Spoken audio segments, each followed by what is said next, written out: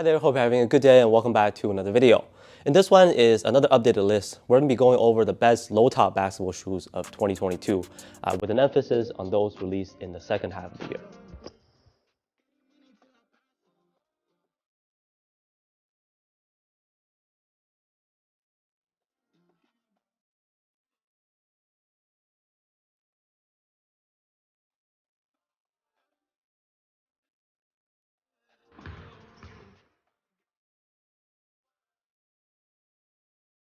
I think it's safe to say that we're in the low-top era of performance basketball shoes.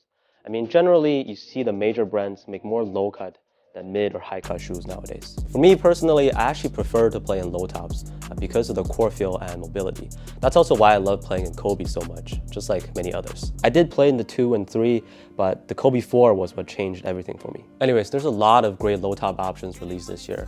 But for the sake of this video, being only like 3 months away from the end of the year, we're gonna focus on ones released in the second half of the year, so the more recent shoes. But I'll quickly mention the best from the first half of the year that you've probably seen multiple times already if you watch my previous videos. And at the end, I'll pick out like a top 3 in order just to give my opinion on how I would rank them all together. From the first half, the best ones are the PG6, Harden Volume 6, Kyrie Low 5, BB Shift, and Jordan 36 Low. Other ones like the Curry 9 and Trae Young 1 are also great, but they were released even earlier, technically from last year. And let's get right into more good options that came out recently. The first shoe on this list is the Jordan Luka 1. It's a very low cut. We know that Luka liked to play in Kobe's before he had his own shoes. So to summarize the overall performance of the Luka 1 in like one line, it has the best traction that you can get, but the cushioning was just meh. So the Formula 23 foam didn't really impress me with how they felt on feet. Not much softness or compression, but it's also not stiff or anything. Traction, like I said, was amazing. You can pretty much get to a hard stop very consistently in the indoor gym. Later on, when they become more widely available, you can go true to size and they are slightly on the narrow end. Might take some time to break in at first, but it's just a nice debut signature shoe that has top performance. Next one up, I gotta put this great budget option out here, the Harden Stepback 3. So they only go for like 80 or 90 bucks to begin with, depending on the colorway. And I know that recently Adidas has some sale going on, and getting these at around like 50 bucks, man, that's a no-brainer to me. The Stepback 3 has excellent traction, very squeaky shoe actually.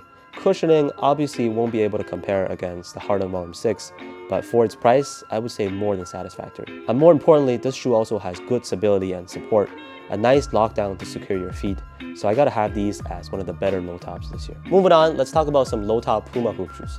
So Puma has been consistently delivering great products ever since they got back into making performance basketball shoes. They already had so many good releases previously, like the Clyde All-Pro, Hardwood, Uproar, and RS Streamer. From the recent ones, the TRC Blaze Court is a strong performer. Maybe not the lowest cut, but they're good for shifty players with that nice traction.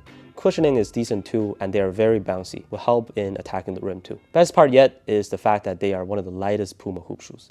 Because if you think about it, Puma tends to make shoes that are heavier than industry average. Like MB.01 Low, I love playing in them, just more so on the heavier end, and I just don't understand why they can't increase the socks on these.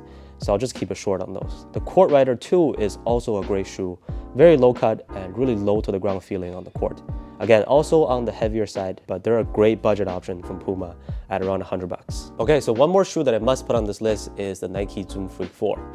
So ever since I got them, I've been really enjoying playing in them. They basically kept the good part to me, which is the 4-foot zoom units, and tuned up the fit and cushioning so it became more comfortable on feet compared to the previous version, the Zoom Freak 3. My two favorite things about them is the amount of compression in the heels and the double-sided zoom units underneath the 4-foot. So great cushioning setup basically. But keep in mind that materials are slacking and those zoom units are exposed, which is also why I just keep playing in them to see if they're durable, and so far they're holding up well.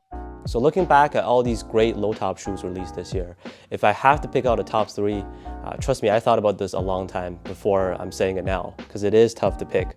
PG6 is my top pick for sure. Then I'll go with either the Harden Volume 6 or the Stepback 3, depending on your budget or if you can find a good deal any of these two Harden shoes. And I'll have the Luka 1 at 3. Zoom Freak 4 is getting really close, but I'll just need some more playing time in those before I make a conclusion. But again, it really just comes down to your playing style and what type of setup you prefer, which is why I try to include the downsides as well, even on the list for the best ones out there. I'm also aware that I should probably get the Way of Wade 10 and 808 2 soon. Thanks for all your suggestions.